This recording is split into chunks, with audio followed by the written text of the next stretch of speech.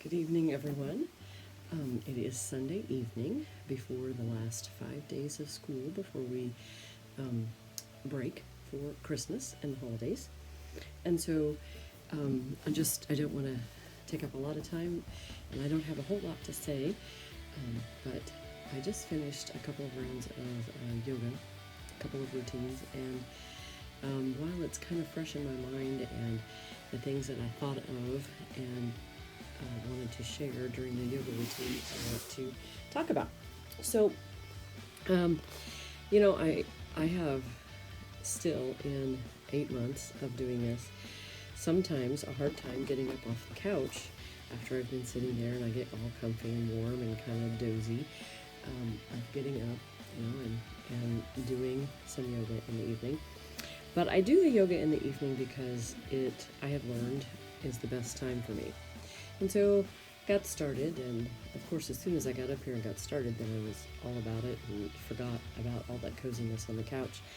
And I got into the routine, and the particular person that I'm listening to and working with at this point in time is different than I started with, and so I'm just trying out different people to do practices with. And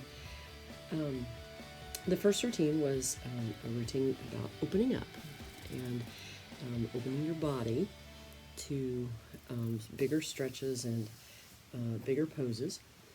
And she said something in it, and it kind of got me to thinking about opening up. And if we're opening our bodies, can we then translate that into opening our minds? I thought that was a pretty good analogy.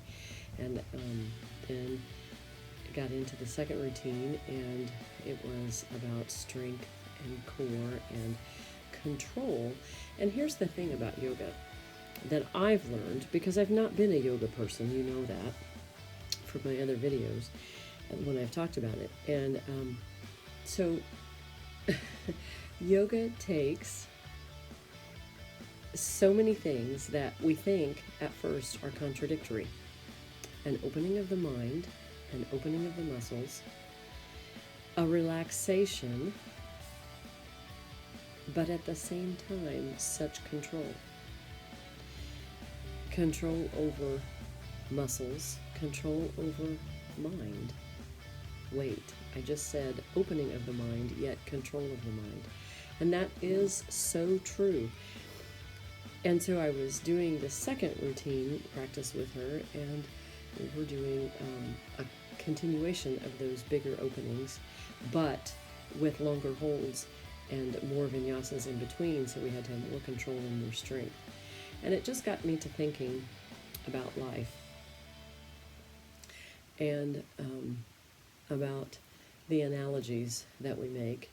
And I wish that I had been doing yoga all of my life, and I certainly get it now, because it is such an opening of the mind, yet a control of our senses. And what do we need in life? An opening of the mind, certainly, especially in the year 2020, yet control over our minds, over our bodies, over our thoughts, and an awareness of the here and now rather than what tomorrow might bring or what yesterday was full of. Because we don't know what tomorrow is going to bring.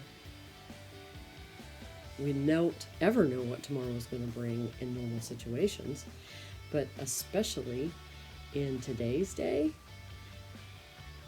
so many things are happening around us. So I guess what I want to I'm sort of musing here and putting out my thoughts, is that let's be open-minded, but let's have control over our thoughts so that they don't go wayward, so that we don't worry extra, so that we stay aware of where we're at right now, right here in the now, and so that we can make the most that we can out of each and every moment. If you haven't experienced yoga, I really, really encourage you to do it. I believe that it has been a major player, along with all of the other things that I do too, with my listening to podcasts and my Bible studies and walking and the dieting and the better nutrition and all of that. Of course, all of that is working together. But of the one exercise that really makes you think, but at the same time, when you're in the practice, you're totally focused on the practice, and that's yoga. I understand why it is so revered in the ancient cultures in the East. It is an amazing, amazing piece of my life now. And so I just really, really encourage you to take that, run with it, try it. You're not going to get there in 1 week, 1 month, but it is amazing. So go out and try it. Have a great week this week, and God bless.